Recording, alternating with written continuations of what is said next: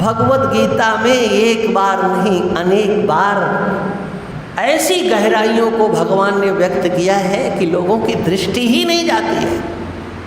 भगवान का आश्रय हमें लेना ही है। किस लिए? हम मुक्त हो जाएं, जन्म मृत्यु के प्रवाह से छूट जाएं। ये अगर लक्ष्य आपका नहीं है, आप भक्त हैं, बहुत अच्छे हैं, करोड़ों से अच्छे हैं, करोड़ों से आप अच्छे हैं, बिना लक्ष्य बनाए भी आप भजन कर रहे हैं। एक दिन आपके अंदर लक्ष्य का भाव भी आ ही जाएगा। लेकिन लक्ष्य बना करके जब कार्य किया जाता है तो गंतव्य तक जल्दी से जल्दी पहुंचा जाता है।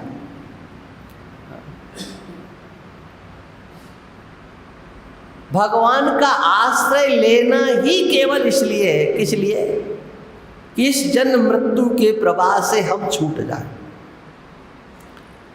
जरा मरण मोक्षाय, गीता से ही बोल रहा हूं, बाहर से नहीं। मामा श्रित यतन्तिये, मेरा आश्रय लेते हैं, फिर यत्न करते हैं। किसके लिए? जरा मरण मोक्षाय, जन्म मृत्यु के प्रवाह से छूटने के लिए। दो बातें भगवान ने कही, दो से आगे पहले की जो चार हैं उनको अपने आप ग्रहण कर लिया जाता है। कोई नहीं चाहता है कि मैं बूढ़ा हो जाऊं, है ना। जवान होना तो चाहते सब, लेकिन बूढ़ा कोई नहीं होना चाहता। और उससे आगे की मरना भी कोई नहीं चाहता। तो कहा इस जरावस्था से, बुढ़ापे से बचना चाहते, मरने से बचना चाहते, तो भगवान का आश्रय लो।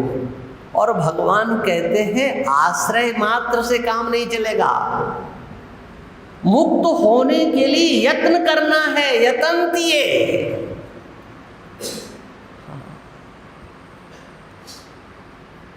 तो क्या उनको क्या मिलेगा? बोले ते ब्रह्म तद विदु।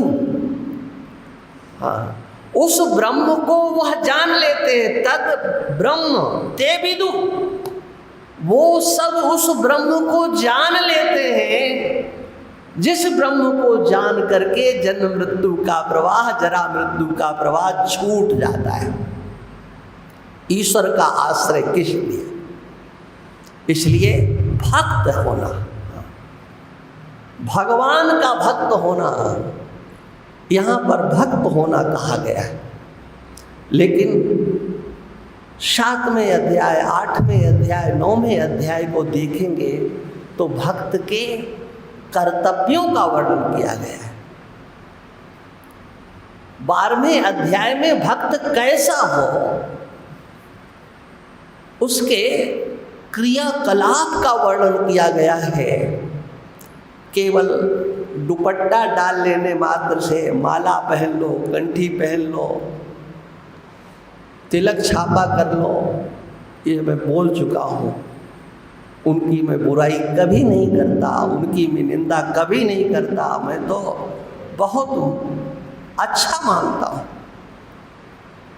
लेकिन इतना ही मात्र भक्त का बाह्य स्वरूप नहीं होना चाहिए, अंतर स्वरूप होना चाहिए। और अंतर स्वरूप कैसे? जो अंतर स्वरूप है वह बाह्य व्यवहार से पता लगता है। मन मना भव मद भक्तो मद्याजी माम नमस्कुरु मामे वैश्य युक्ते एव महात्मानम मद परायण। 9वें अध्याय का अंतिम श्लोक है। इसी को 18वें अध्याय में भी भगवान कहते हैं, मन मना भो मद भक्तो। अर्जुन को भगवान उपदेश करके कहते हैं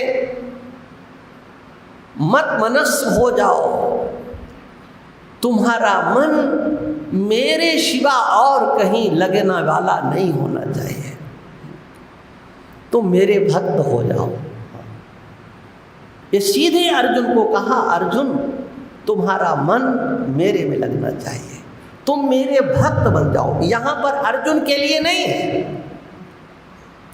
यहां पर तो यह शब्द का प्रयोग कहते कर करके कहते हैं अर्जुन वो कोई भी है, भक्त है, और उस भक्त के साथ ये 4 बातें उसके साथ और। लेकिन 9वें अध्याय के अंतिम श्लोक में जो भगवान ने अर्जुन को कहा, अर्जुन तुम्हारा मन मेरे सिवा और कहीं नहीं लगना चाहिए, तुम्हें मेरा भक्त बनना चाहिए, मेरा ही यजन करना चाहिए, मुझे ही नमन करना चाहिए। आप समझ रहे ना? गुप्ता जी समझ में आ रहा है? आ रहा है? अभी नहीं आ रहा। आगे भगवान कहते हैं मामेव एष्यसि, अर्जुन तुम मुझको ही प्राप्त करोगे। अच्छा, आज किसने किसको प्राप्त किया?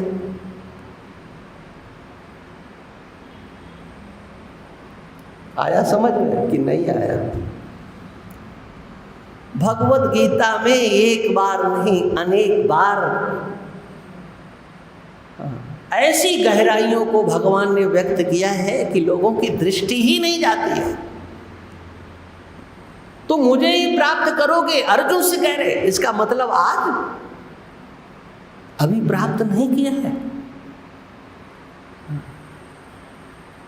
और एक बार नहीं, 18वें अध्याय को देखो, मन मना भव मद भक्तो मद्याजी माम नमस्कुरु मामे वैश्य सत्यम ते प्रतिजाने प्रियोसी में। मैं प्रतिज्ञा करता हूं अर्जुन, तुम विश्वास करो हमारे वचनों पर। मैं तुमसे झूठ नहीं बोलता हूं, मैं प्रतिज्ञा करके कह रहा हूं, सत्य कह रहा हूं, तुम मुझे ही प्राप्त होगे। क्या कभी ये गीता पाठ करने वाले, गीता पर बकबक करने वाले कभी सोचते हैं कि भगवान ने अर्जुन को, ज़्यादा गहराई में नहीं जाता लेकिन बता रहा हूं, भगवान की वाणी का तात्पर्य किसमें है? मेरा भक्त होना चाहिए। हाँ, मत भक्ता। यहां पर मत भक्ता का अर्थ क्या लिया जाएगा? मत भक्त माने यहां पर मेरा भक्त हो, तो मेरे से अर्थ क्या है?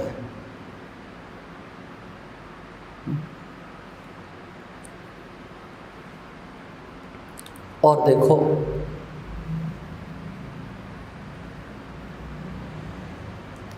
बारहवें अध्याय में भगवान 2 बार मेरे भक्त के स्वरूप की चर्चा करते हैं। अद्वेष्टा सर्वभूतानां मैत्रः करुण एव च निर्ममो निरहंकारः सम दुख सुख क्षमी संतुष्टः सततम योगी यतात्मा दृढ़ निश्चयः मयि अर्पित मनो बुद्धिर यो मद भक्तः। आया ना समझ में? जो ऐसा मेरा भक्त है। हाँ, यहाँ पर भी यह शब्द का प्रयोग है और वहाँ पर भी यह शब्द का, जो भी हो, भक्त के कर्तव्य का वर्णन भगवान ने किया है।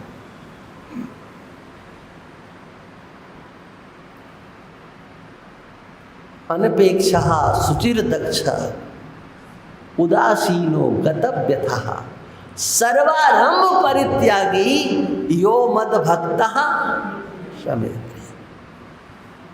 जो मेरा भक्त है। इसलिए मैंने एक दिन कहा था ना कि जो लोग कहते हाँ 12वां अध्याय याद करा दो, अरे 12वां अध्याय तुम्हारे पापा को भी नहीं आता है, उस छोटे से बच्चे को याद करा के क्या करोगे भाई? हाँ, क्या है 12वां अध्याय? गहराई को समझो। केवल भक्ति योग से एक भक्ति शब्द पढ़ गया तो उनको लगता है ओहो हो यही है? भक्त का करणीय कर्तव्य क्या है ये भगवान बता रहे हैं, चाहे वो अर्जुन को बताएं और चाहे सीधे सीधे कहें।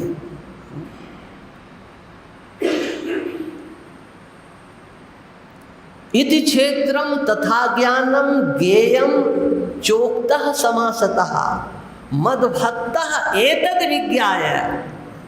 मेरे भक्त का कर्तव्य है क्या? मैंने जो क्षेत्र और क्षेत्रज्ञ का वर्णन किया है और उस क्षेत्रज्ञ के स्वरूप को जानने का ये साधनों का जो वर्णन किया है उसको अपने जीवन में कौन उतारेगा? कहते हैं जो मेरा भक्त होगा। और भक्त लोग तो कहते हैं कि नहीं नहीं और कोई बात करो, ऊधो ज्ञान चर्चा सुवादी नहीं। भगवान के भक्त ही इससे परहेज करते हैं और भगवान कहते हैं कि ये क्षेत्रज्ञ के स्वरूप का जो मैंने वर्णन किया है मैंने तो अपने भक्त के लिए किया है। मेरे भक्त का कर्तव्य है मद भक्तः एतद् विज्ञाय। मद भक्त विसर्ग का लोप हो गया। मद भक्तः एतद् विज्ञाय। यह जो क्षेत्रज्ञ और उसके साधन इन सबको जान करके विज्ञा है मद भावायो पपद्यते। मेरे स्वरूप को प्राप्त करे, मुझे प्राप्त करे, ये भक्त का कर्तव्य बनता है। भक्त का उत्तरदायित्व भगवान निश्चित करते हैं। इसलिए आवश्यकता है कि हम सबसे पहले भक्त बने। जो भक्तिमान होता है वो भक्त होता है, भक्ति वाला जो भगवान की भक्ति करता है और केवल भगवान की भक्ति करने वाला है और किसी की नहीं, और किसी की नहीं।